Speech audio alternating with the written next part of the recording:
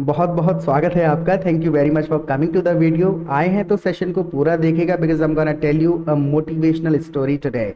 आज एक motivational story के साथ हम लोग इंग्लिश की प्रैक्टिस करेंगे।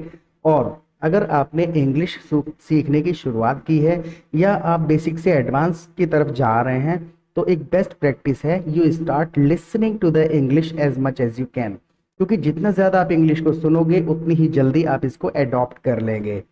सीखने का बेस्ट तरीका यही है। जहाँ तक ग्रामर का सवाल है 5% से ज़्यादा यूज़ नहीं होती है और वो लिसनिंग के दौरान ऑटोमेटिकली आपको जो थोड़े बहुत करेक्शंस की ज़रूरत है वो आ जाएगी। तो मेरे चैनल पे बहुत सारे सेशंस अवेलेबल हैं, 10-10 मिनट के सेशन होते हैं। एक आदत बना लीजिए कि रोज़ाना 1 घंटा इंग्लिश सुननी है। 30 दिन तब पूरे होंगे जब आप इंग्लिश में फ्लुएंटली बात कर रहे होंगे। This is my commitment to you and this is a proven strategy जो मैं अपने सारे स्टूडेंट्स को बताता हूं और जिसके थ्रू हजारों स्टूडेंट्स इंग्लिश में बात करने लगे हैं। Alright, so I will be sharing my screen with you. एक बहुत बहुत छोटी सी स्टोरी है, 15-20 सेंटेंसेस की स्टोरी है जो काफी ज्यादा हेल्प करेगी आपको इंग्लिश को इंप्रूव करने में और इससे फॉर्मेशन ऑफ द सेंटेंसेस आपको समझ में आ जाएगा। सपोज एक ऐसी कंडीशन है, चलो मैं आपको दो भाइयों की कहानी सुनाता हूँ। जब भी हम ऐसी कोई कंडीशन में होते हैं, चलो मैं कुछ करता हूँ, चलो मैं तुम्हें कहानी सुनाऊं, चलो मैं तुम्हें बताऊं, चलो मैं तुम्हें पैसे दे दूं, चलो मैं, जब भी हम चलो की बात करते हैं तो यहाँ पर लेट मी कर दिया जाता है। लेट मी का मकसद एक मीनिंग होता है कि परमिशन मांगने के लिए, let me speak, let me talk. लेकिन जब ऐसी कंडीशन आती है, चलो मैं आपको दो भाइयों की कहानी सुनाता हूँ, तब भी वो लेट मी से स्टार्ट होता है। Let me tell you a story. चलो मैं आपको एक कहानी सुनाता हूँ, let me tell you a story. अब किसकी स्टोरी सुनाने वाला हूँ? Let me tell you a story of two brothers. Two brothers. जो भी चीज स्क्रीन पे आपको दिखती है ना, उसको आप हल्के से बोलो। जब आप 2 बार एक सेंटेंस को रिपीट करोगे तो आपको ऑटोमेटिकली इसका फॉर्मेशन याद हो जाएगा and you will be able to create new sentences on the basis of this formula.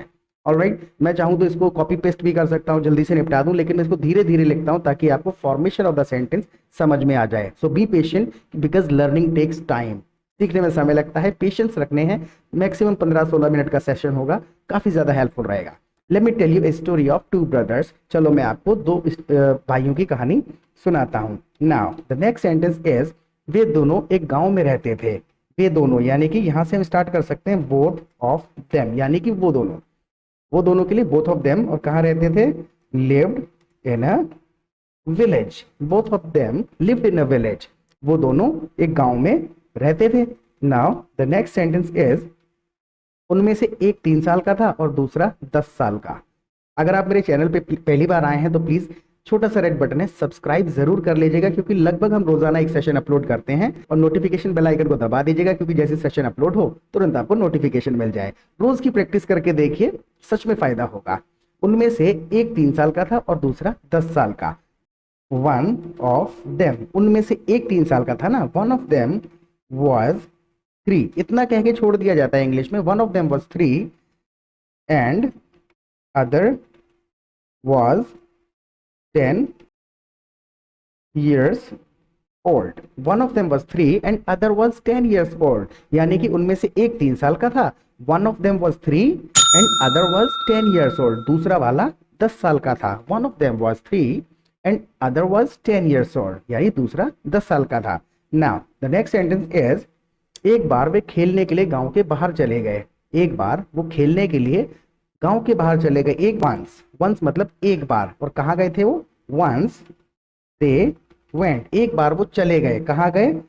Outside the village. Once they went outside the village. वो एक बार गांव के बाहर चले गए। Once they went outside the village. और किस लिए गए थे? To play. Once they went outside the village to play. एक बार वो खेलने के लिए गांव के बाहर चले गए। Once they went outside the village to play. Now the next sentence is, अचानक से बड़ा भाई कुएं में गिर गया। अचानक से यानी कि suddenly. Suddenly the older brother. Suddenly the older brother, और बड़े भाई को क्या हुआ? Fail into the well. Suddenly the older brother fail into the well. अब देखिए, ओल्डर की जगह पर एल्डर का भी इस्तेमाल किया जा सकता है इंटरचेंजेबली, कोई बहुत बड़ा ग्रामेटिकल डिफरेंस नहीं आता है। Suddenly the older brother fail into the well. Well मतलब कुएं में गिर गया, वेल मतलब कुआं, और फॉल का सेकंड फॉर्म है फेल, यानी गिरा, पास्ट में गिरा था। Suddenly the older brother fail into the well. Now the next sentence is, छोटा भाई मदद के लिए चिल्लाने लगा। छोटा भाई यानी कि यंगर ब्रदर। यंगर ब्रदर क्या करने लगा, छोटा भाई started, younger brother started, younger brother started, शुरू कर दिया उसने, क्या कर दिया, यंगर ब्रदर स्टार्टेड शाउटिंग, और किस लिए, for the help, younger brother started shouting for the help, छोटा भाई मदद के लिए चिल्लाने लगा, started shouting. Now the next sentence is, लेकिन वहां आसपास कोई नहीं था जो उनकी मदद कर सके। दो सेंटेंस है इसमें, लेकिन वहां आसपास कोई नहीं था, यानी कि बट, ये अलग हो गया, लेकिन there was nobody, there was nobody, nearby का इस्तेमाल करते हैं आसपास के लिए, but there was nobody nearby, आसपास कोई नहीं था, there was nobody nearby who could help them, who could help them, there was nobody nearby who could help them, जो उनकी मदद कर सकता। कुड का इस्तेमाल समझ में आ रहा होगा, पास्ट की बात हो रही है, कैन समर्थता के लिए है कि कोई कर सकना, ये पास्ट टेंस की बात हो रही है, हु कुड हेल्प देम, जो उनकी मदद कर सके, कर सकता उस वक्त, but there was nobody nearby who could help them, वहां आसपास कोई नहीं था जो उनकी मदद कर सकता। नाउ उसने पास में एक रस्सी पड़ी देखी, किसने, छोटे भाई ने, क्योंकि बड़ा तो कुएं में गिर गया है, उसने पास में एक रस्सी पड़ी देखी, ही सॉ, उसने देखी, क्या देखा, he saw a rope lying का मतलब होता है पड़ा होना, he saw a rope lying, और पास में देखी तो near by, and near, he saw a rope lying near by, उसने पास में एक रस्सी पड़ी देखी, he saw a rope lying near by. Now उसने जल्दी से रस्सी कुएं में लटका दी, उसने रस्सी उठाई और कुएं में लटका दी, उसने जल्दी से रस्सी कुएं में लटका दी। ही, देखिए इसमें दो शब्द इस्तेमाल कर सकते हैं आप सिचुएशन को एक्सप्लेन करने के लिए, शब्दों का खेल नहीं है, सिचुएशन पता होनी चाहिए कि कितना भावना के साथ आप कहना चाहते हैं। उसने लटका दी, प्रॉपर ट्रांसलेशन तो ये है, ही हंग द रोप, उसने रस्सी लटका दी, he hung the rope into the well, उसने रस्सी लटका दी, या फिर ही थ्रो मतलब है फेंकना, he throw the rope into the well, उसने कुएं में रस्सी फेंक दी, तो कोई भी शब्द आप इस्तेमाल कर सकते हैं। Now the next sentence is, बड़े भाई ने जल्दी से रस्सी पकड़ ली, बड़े भाई ने, द एल्डर ब्रदर, बड़े भाई ने क्या किया, ग्रैब कर लिया, ग्रैब का सेकंड फॉर्म कर दिया ईडी लगा के, ग्रैब करना है पकड़ लेना, होल्ड कर लेना, अडॉप्ट कर लेना, अटैच हो जाना किसी चीज से। The Elder brother grabbed the rope very quickly, बहुत जल्दी से, यानी कि the Elder brother grabbed the rope very quickly, बहुत जल्दी से उसने रस्सी को पकड़ लिया। नाउ द नेक्स्ट सेंटेंसेस, और छोटे भाई ने पूरी ताकत लगाकर उसे कुएं से बाहर खींच लिया, छोटे भाई ने, देखिए अभी तक तो स्टोरी नॉर्मल चल रही है, अब ट्विस्ट आएगा जब ये गांव लौटेंगे तो 10-15 2-4-5-7 सेंटेंस में मैं कवर कर लूंगा, पूरा देखिएगा। और कौन से स्टेट से आप इस सेशन को देख रहे हैं, प्लीज अपने स्टेट का नाम जरूर लिख दीजिएगा, and how did you like the session, पूरा देखने के बाद जरूर रिप्लाई करना है कमेंट सेक्शन में, फीडबैक जरूर दीजिएगा, क्योंकि सिर्फ आपके लिए ही तो वीडियो बनाते हैं हम। बेटर क्वालिटी कौन से लेवल के वीडियोस चाहिए, कोई सजेशन, कोई टॉपिक्स आप कमेंट सेक्शन में प्लीज लिख दिया करें, जिससे कि हम आपके लेवल के, आपके मतलब के वीडियोस बना पाए। तो हैव पेशेंस, पूरा देखिए और फीडबैक देखना है पूरा देखने के बाद। हाँ, तो छोटे भाई ने पूरी ताकत लगाकर उसे कुएं से बाहर खींच लिया। द यंगर ब्रदर, छोटा भाई काम करने वाला था, द यंगर ब्रदर, उसने क्या किया था, यंगर ब्रदर पुल्ड हिम मतलब उसको खींच लिया बड़े भाई को, the younger brother pulled him, और कैसे खींचा था, with all the power he had, यानी कि अब देखिए इसको 2-3 बार आप जब सेंटेंस को रिपीट करोगे ना तो आपको खुद से समझ में आ जाएगा क्या इसका शब्दों का खेल है और मीनिंग क्या है, कहाँ कौन सा शब्द क्यों लग रहा है। द यंगर ब्रदर, बड़े छोटे भाई ने, the younger brother pulled him, छोटे भाई ने उसको खींच लिया, the younger brother pulled him with all the power he had, जितनी भी ताकत उसके पास थी उस पूरी ताकत से खींच लिया। The younger brother pulled him with all the power he had, यानी जितनी ताकत थी पूरी ताकत से उसको खींच लिया। अब यहां से ट्विस्ट शुरू होता है, जब वो गांव वापस गए, जब वे गांव वापस गए, when they returned to the village, जब वो गांव वापस गए, when they returned to the village, तो किसी ने उनका यकीन नहीं किया, किसी ने नहीं किया, तो nobody believed them, nobody believed them, जब वो गांव वापस गए तो किसी ने उनका यकीन नहीं किया, तो nobody believed them, when they returned to the village nobody believed them, जब उन्होंने बताया कि 5 साल के बच्चे ने 10 साल के बच्चे को खींच लिया कुएं में से, नोबडी बिलीव्ड देम, किसी ने उनका यकीन नहीं किया। Now the next sentence is बहुत इंपॉर्टेंट सेंटेंस है, इसको समझिएगा।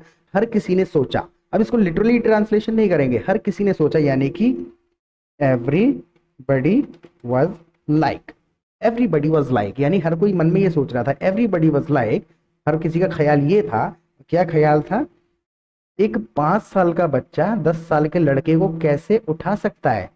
एक 5 साल का बच्चा, how a 5 year old child, how a 5 year old child यानी कि एक 5 साल का बच्चा, how a 5 year old child, कैसे एक 5 साल का बच्चा can lift A 10 year old boy, यानी कि एवरीबडी वाज लाइक। ये तो सेंटेंस मैं बताता हूँ आपको 1 मिनट। देखिए ये वाला सेंटेंस तो इतना अलग हो गया, हर कोई सोच रहा था, एवरीबडी वाज लाइक, हर कोई मन में ख्याल ये लिए हुए था, how a 5 year old child, कैसे एक 5 साल का बच्चा, how a 5 year old child can lift a 10 year old boy, कैसे एक 5 साल का बच्चा 10 साल के बच्चे को उठा सकता है।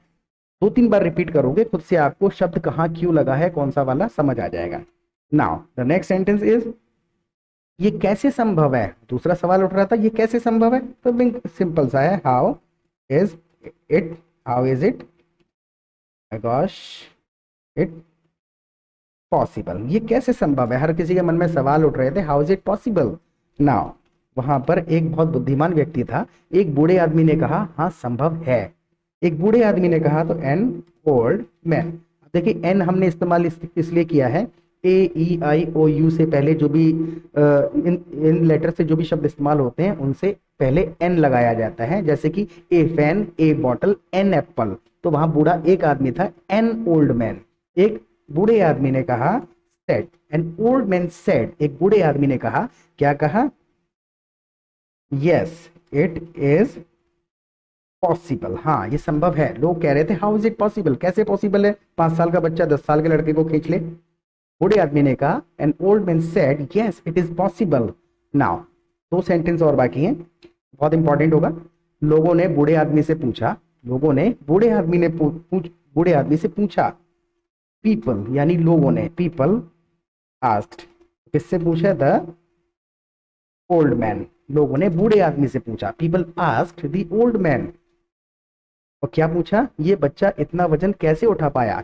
जब बूढ़ा कह रहा था कि हाँ ये पॉसिबल है, यानी तुमने देखा होगा, ये बच्चा इतना वजन कैसे उठा पाया, हाउ दिस चाइल्ड कुड, ये बच्चा कैसे कर पाया कोई काम, हाउ दिस चाइल्ड कुड, और क्या कर पाया था, लिफ्ट सो मच वेट, ये बच्चा इतना वजन कैसे उठा पाया, how this child could lift so much weight, यानी how this small child could lift so much weight, यानी ये छोटा बच्चा इतना वजन कैसे उठा पाया। नाउ बड़ा ही अच्छा रिप्लाई था उस ओल्ड मैन का, इसको मैं हिंदी में नहीं लिखूंगा, इंग्लिश में लिख देते हैं।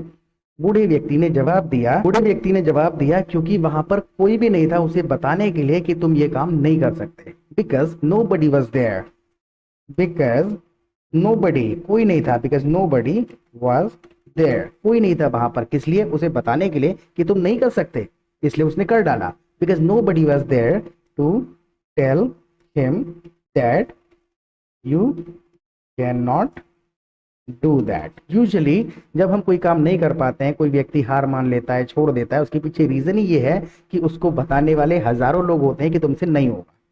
ऐसे लोगों की बातें सुनने से कोई फायदा नहीं है। If you want then you can, अगर आप चाहते हैं तो आप कर भी सकते हैं।